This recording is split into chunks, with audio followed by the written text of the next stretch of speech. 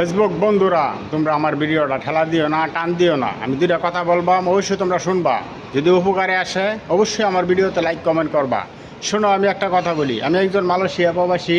এই যে আজকে এলো আমার কাজ হলো এটা, এই যে এই চাক্কাগুলি আজকে লাগাইয়াম, ঠিক আছে? আসলে কি, আমরা তো সেলিব্রিটি না, আমরা মনে করো একজন সাধারণ মানুষ, সরল সোজা মানুষ, শিকার, ঠিক আছে? আমরা কিন্তু খারাপ ভিডিও দিতে পারি না। আসলে কি, আমরা একটু ভিডিও দেই, কাজকাম করি।